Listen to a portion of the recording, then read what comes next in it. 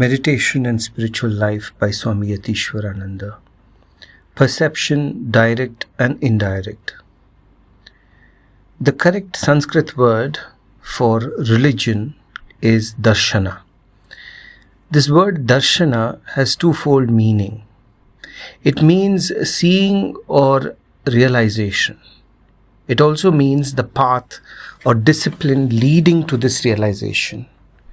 By religion, we mean both. The word darshana is also used to mean philosophy in Hinduism. We have 6 systems of philosophy in Hinduism, and all these are called darshanas. In Hinduism, religion and philosophy have been inseparable and even synonymous. The common aim of both being the intuitive vision of truth. They fulfill each other.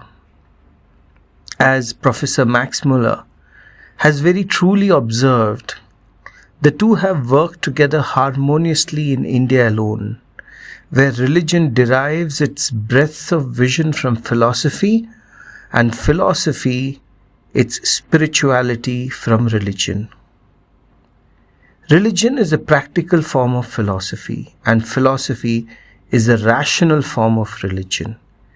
The Hindu philosophers were primarily men of spiritual realization, and therefore their systems, based as they are on transcendental experience, lead to the same goal if followed with sincerity and devotion.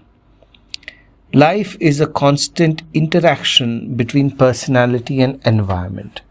Personality has different levels, so also environment. The physical body is in touch with the physical world. The mental body is in touch with the mental world.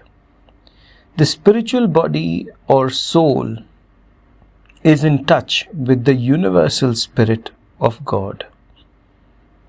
The personality can get experience at all these various levels. At whatever level we remain, we take the experiences of that particular level to be true. In our waking state, we see many things which engage our attention completely. In our dreams also we perceive many things which are real to us as long as we dream. All this perception, darshana, is all used in the sense that they are the perception of truth. But it is not the case all the time. So the problem is to distinguish right perception from the false one. In Indian philosophy, there is a great deal of discussion about the criteria of valid perception.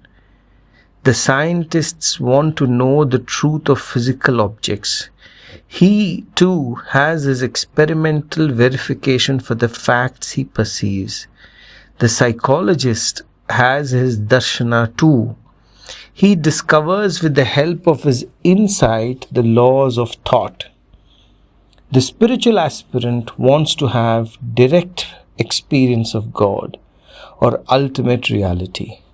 This is what is called as aparoksha anubhuti, immediate experience. We think too much of our sense perceptions.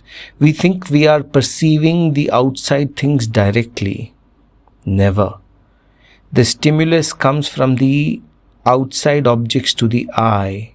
From there the message is carried to the mind and then to the self, which is the knower. What an indirect process. And we are accustomed to calling it direct perception. Real direct perception or aparokshanubhuti is that in which truth is directly revealed by the light of the self or Atman. This inner light shines through the mind and the senses. It can also shine by itself. This is superconsciousness. It is sometimes called turiya.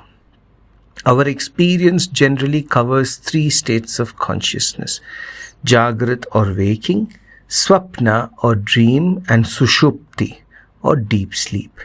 As distinct from these 3, there is a 4th state, the Turiya.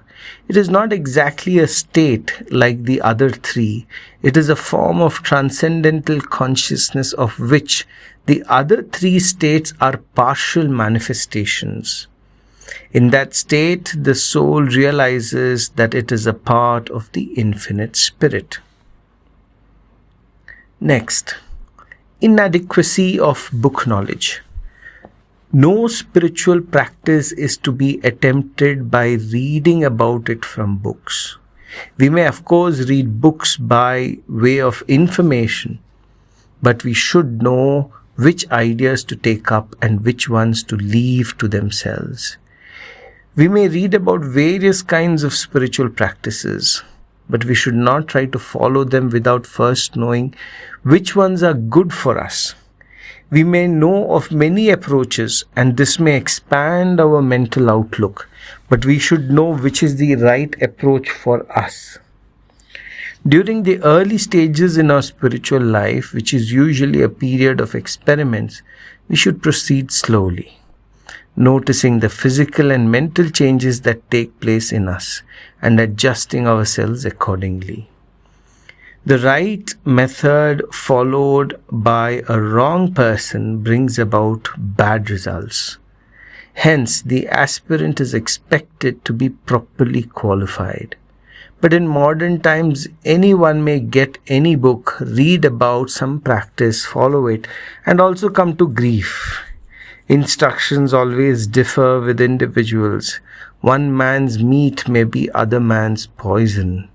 Each one must follow the law of his being and adjust himself securely to his mental and physical environment. If the superstructure is built on the right foundation, it stands all right. Otherwise, it tumbles down. Generally, it is not the truth that we love, but we just love ourselves in something. We're in love with an idea because it is our idea, not because it represents the truth. And a little knowledge is always most dangerous. God is known to him who really knows him to be unknown, and he is unknown to him who thinks he is known. To a true and steady devotee, the Lord reveals his glory, and the devotee's task is to be in tune with the divine and with the infinite. Then the Lord manifests his glory to him. Just as man tries to approach God, God is ever ready to approach man. An intellectual inquiry into the mysteries of nature made by scientists and philosophers cannot reveal the truth.